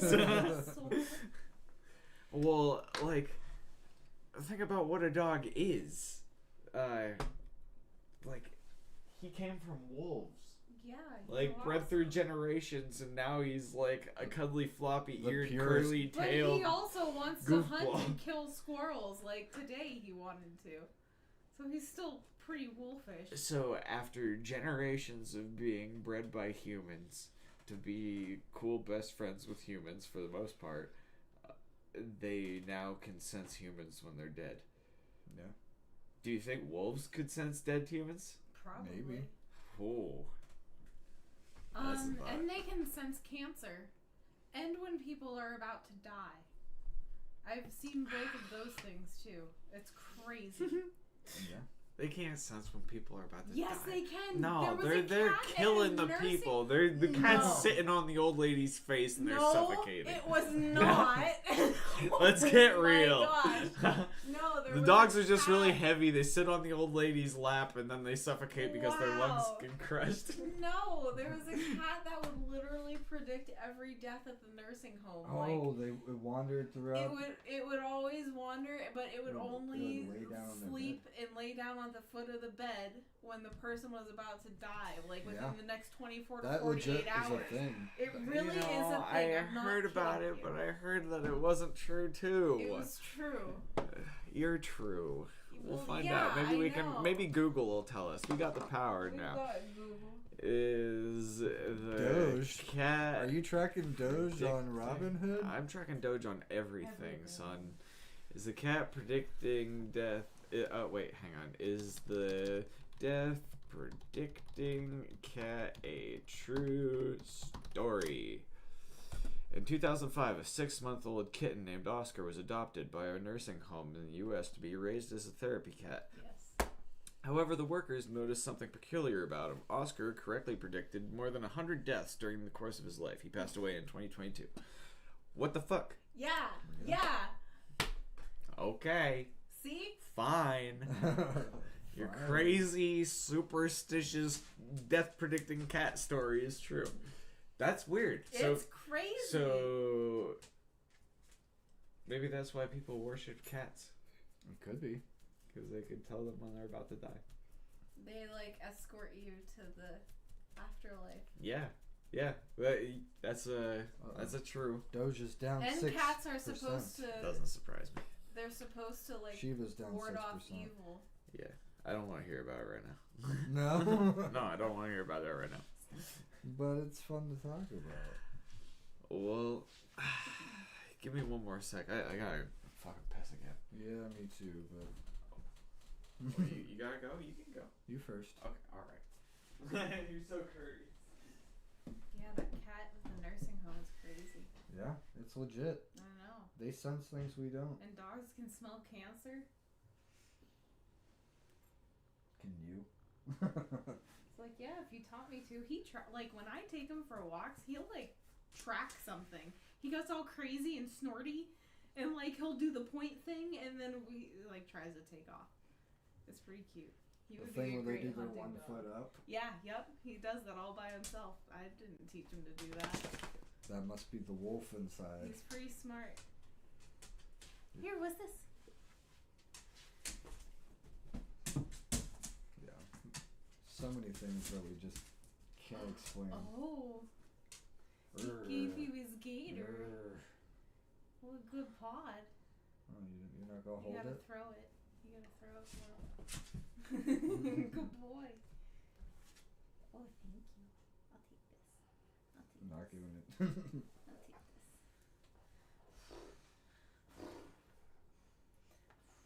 Ready? Set. Good catch. That's very nice.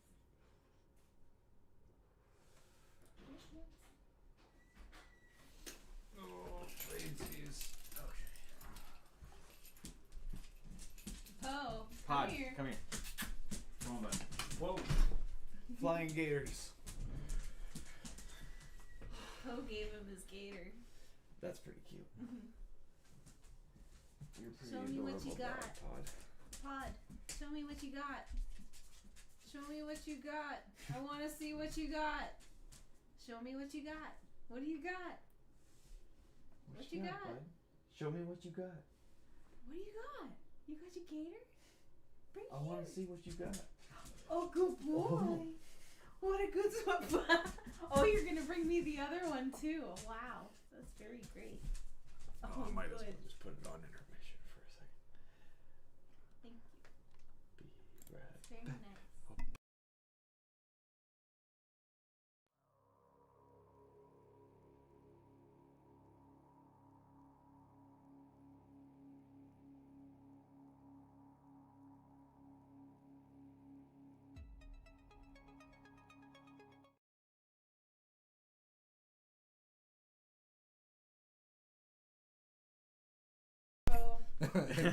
I was like, seriously. Do you want a toilet nightlight?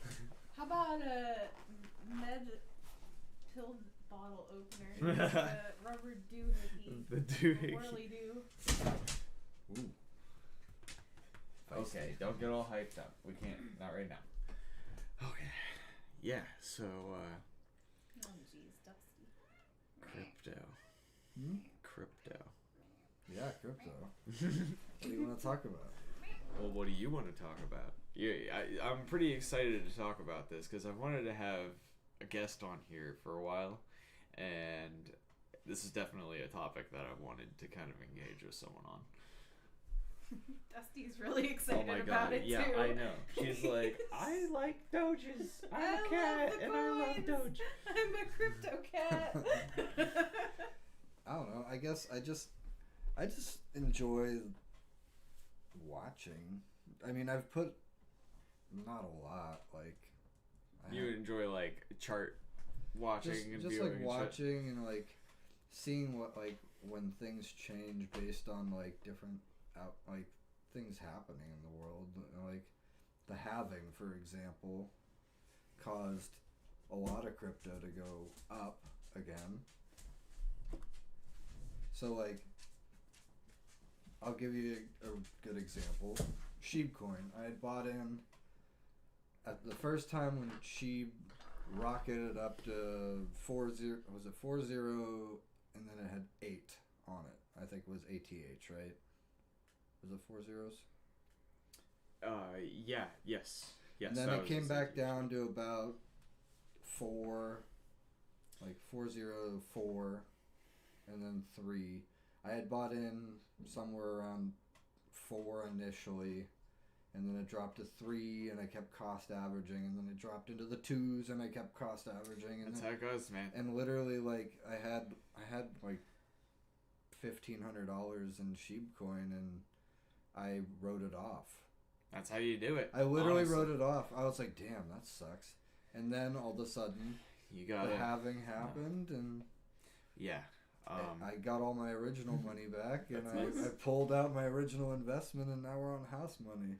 So you started investing in about 2021 then? Yeah. During the all-time high peak. So, and that was probably close to the Saturday Night Live event with Elon Musk and shit like that. Yep. Yeah.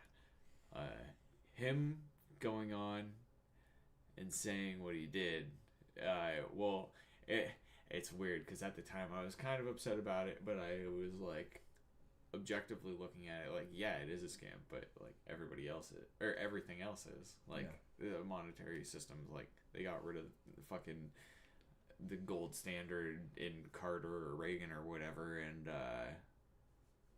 like it's all super inflationary, and like it's based off of an exponentially increasing population and manufacturing and consumer base. So it's all like an arbitrary, and to me it is. That's just kind of my opinion on it. But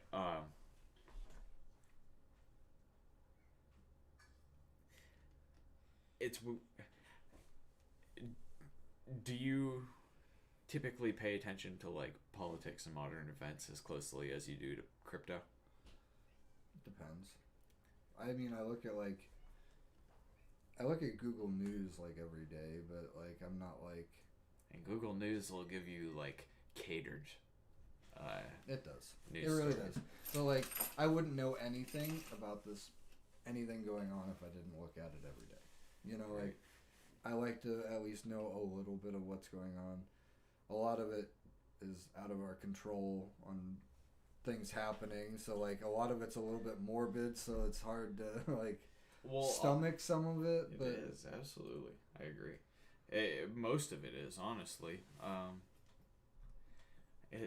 It's kind of funny because most people are like, you gotta go vote, you gotta have a voice, you gotta. But do you actually have a Well, voice? here's the thing. You absolutely have a voice. Just that, like, we might not have a bunch of viewers right now, but, like, I'm sure if I shared this on Facebook or something, we'd probably get a lot more viewers a lot faster. Right. But, like, a lot of people...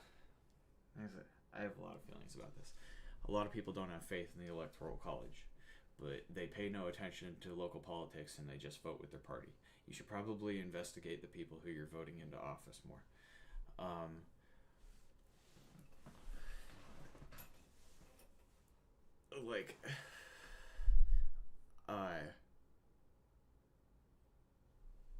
Sorry, I lost my train of thought.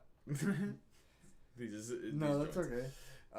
You know, I don't know if you ever like looked at like the Independent Party at all. Oh yeah, Like, Robert F. Kennedy. Yeah. Or like Gary Johnson, who was part of the last. I think he was the last Independent Party member. No, but I know Ralph Nader and Rand Paul. I think ran on the Independent Party a couple times. I think. I'm sorry, I can't remember what you said before I started. Just in speaking general, like before. we're talking about the Independent Party here. Yeah, but before that, what was the last thing you said? I'm sorry. Just talking about like how politics can, like we were talking about like how closely I'm watching politics. I feel Politics and like news and local things that are happening, or even on a larger scale, like things happening around the globe. Yeah. You said things are morbid and stuff like that. Oh, yeah. So people, like, expect people to have a voice on things and to go and vote on things. But at the same time, when people, like, speak out and start asking questions, they act like they're a bunch of fucking Dunning-Krugers and, like, they're, like, acting on information well outside of their profession, and they don't have a right to be acting or making any kind of statements with any as though they have any kind of expertise. But really, most people are just asking questions. Lay down, Apollo.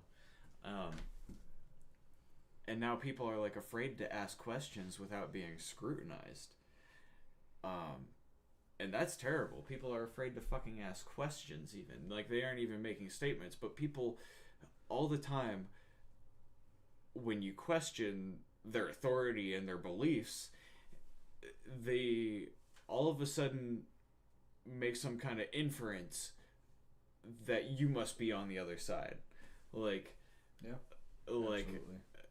if you question like, I am a person who's pretty socially liberal. I support general welfare. I think the idea of people paying taxes and getting quality health care back as a public service is a good idea. Corruption gets in the way of things like that. But anyways, God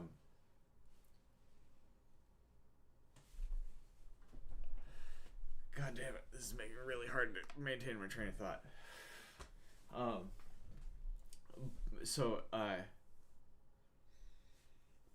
But I don't think that indiscriminate spending is a good idea. And so if I talk to any of my liberal friends who are like 100% like indoctrinated, like blue no matter who kind of people, like 100% welfare supporters, if you question that idea, they're like, what are you, a fucking like right-wing conservative freak capitalist? Like you can't be moderate. There's like no room to be moderate. Somewhere in the middle. I think it's revolutionary to be a moderate-minded person right now. I think it has been pretty much all my life, and I've been telling people that all along. And I think it's really fucked up that, like, fringe ideas are associated with these parties. Like, yeah. Like if you believe something that one side truly believes in, you're automatically pegged into that hole. or if you vote Republican, you believe everything that all these psycho Republicans also believe. Right. Like, no, I just voted Republican. Right. And I agree.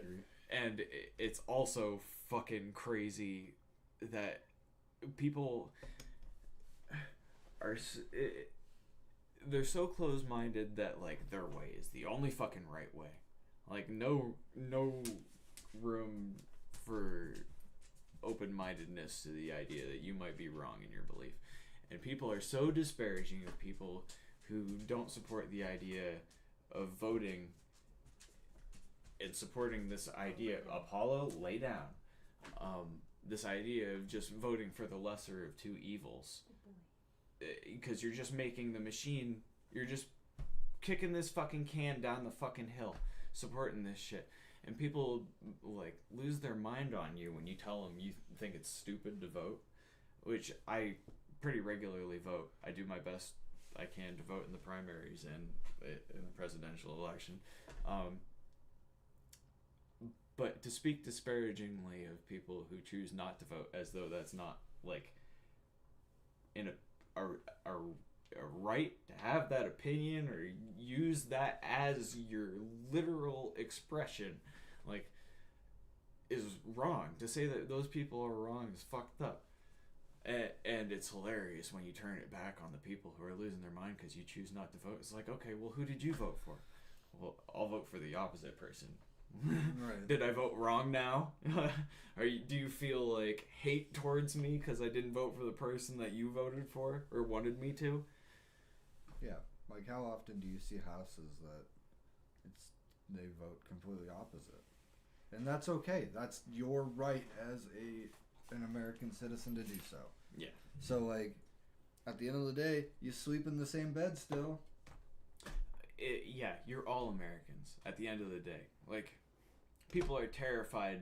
This is one of the biggest reasons I want to have this podcast. I want to speak to as many of my friends as I can and as many cool people that are willing to have rational, long-form conversations with me as I can. Because I think people are scared to be skeptical and to speak their mind, because when you ask questions that are uncomfortable questions, like fucking questions about trans rights or gender affirming care and shit like that, you're almost instantly canceled. And asking questions and getting someone's opinion, you'll instantly be labeled like a transphobe or an Islamophobe or whatever kind of phobe, which, like, they make up that fucking day. Like, Yeah. No, definitely. I want to represent more silent minorities, more people who have been unrepresented. I want to make the best damn fucking talk show online. Represent. Yeah. I mean, And I think that I might have a little bit more relatable edge than people like fucking Joe Rogan that are like multi-fucking millionaires.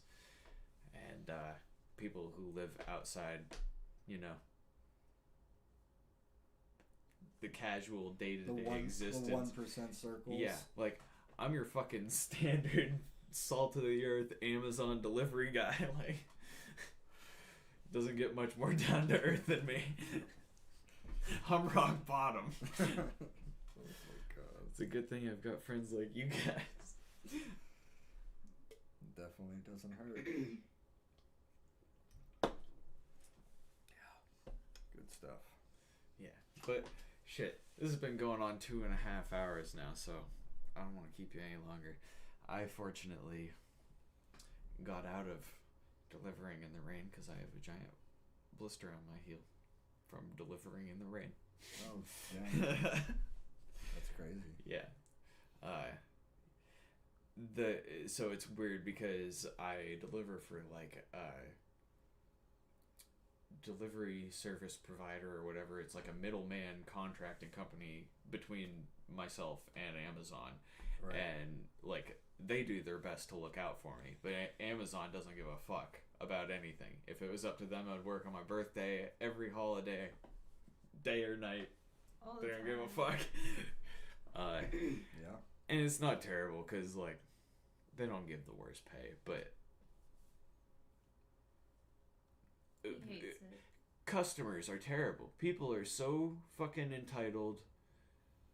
It's horrible. And then they like let their fucking giant packs of dogs out to fucking chase you down their fucking driveway and try and rip you apart. They think it's funny. And they think it's fucking funny. And they do it routinely. Yeah, like you deliver their package after running down their 50-yard driveway, drop the package, take the picture, and then on your way back to the van, you discover there's a fucking pack of dogs chasing your ass. And they think it's great. Last Monday, I fucking socked a dog in the face because it tried to bite me. I had to hit it a bunch of fucking times. She's like, oh, she does it. The customer came out the front door while the dog was coming out the back. And I'm like walking away casually after I just dropped the packages on the driveway. She's like, oh, she doesn't bite. And I'm like, yeah, I've heard that before. The last time that happened, and the dog is coming at me barking. And I'm stepping backwards, swinging at this fucking dog, bopping it in the face. And, like, you know, the situation's terrible. And, like, some of the customers feel bad about it. But, like, you're inviting people onto your property. Not everyone's going to see the notes in the app because the app malfunctions. Like, you can't rely solely on the technology. Like, you are expecting a delivery, you ordered an item, you're inviting people on your property. Right. Like, it's terrible. Like, Amazon gives very specific time frames of, like, your package is going to be delivered today. Your package was loaded onto the truck. Your package is 9 stops away. Like, it's very specific. Yep. So they can't give the excuse that they didn't know. Exactly. They give step-by-step, like, details on the way there. It's obnoxious. Is there a way that you as an employee can disclose that this person has aggressive dogs and you do not want to deliver to them again? But it's sort of fucked up the way it's reputed.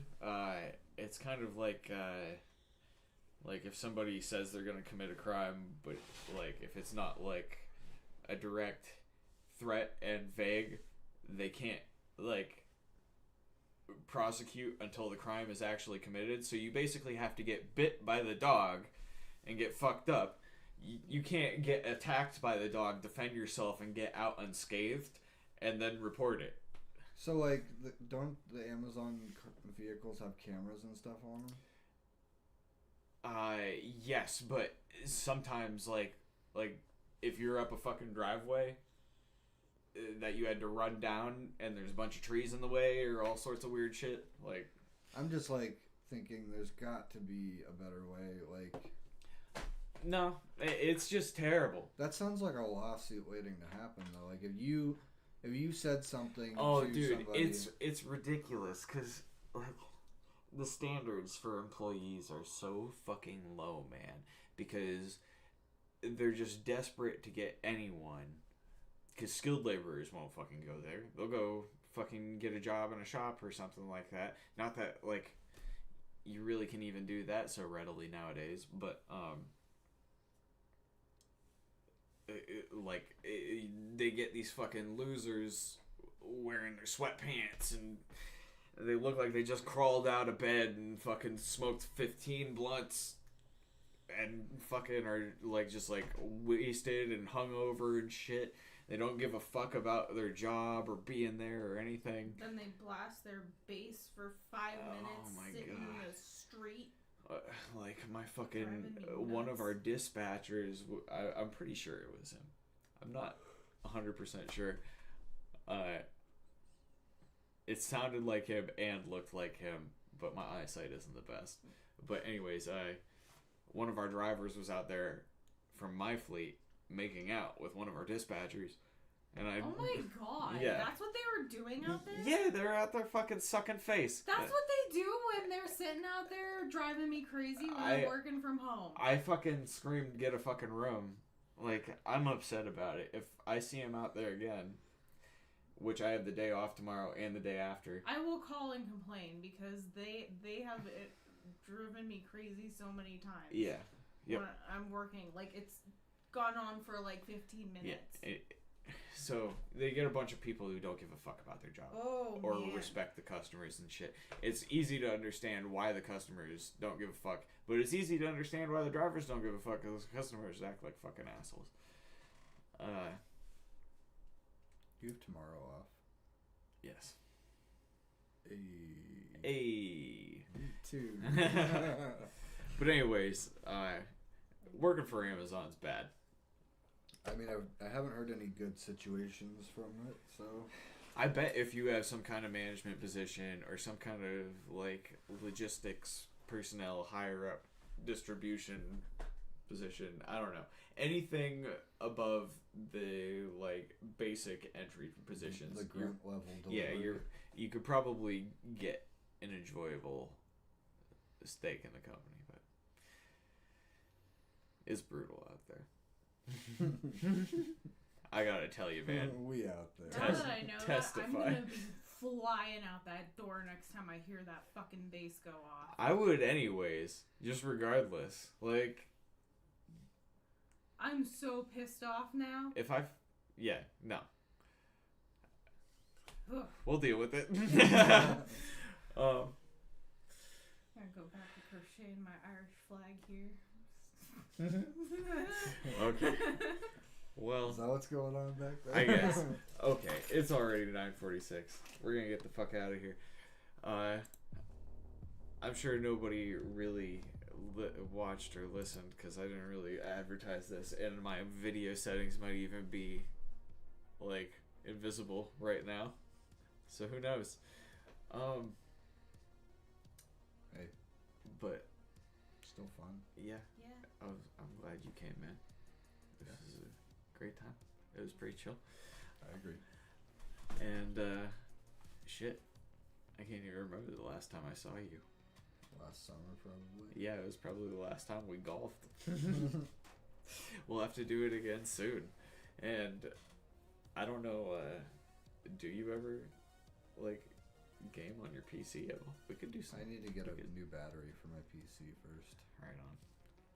We could do some PC gaming sometime. I'd be totally down for that. We should play some Left 4 Dead. I love playing Left 4 Dude, Dead. It's so much fun. it's so old. But it's fun. It's not even that fun. It was okay. Like, I Crush my hopes and dreams. there's a lot of better zombies No, games out now. I can attest that that's accurate, but that doesn't knock that it was enjoyable. Well, it was, but it's like going back and watching kids' movies that you thought were great, but you're like, Oh, what the What fuck? the never-ending story. was I thought that was the I best doing? one ever, and then I rewatched it as an adult, and I thought I was fucking Whoa. out of my mind as a child.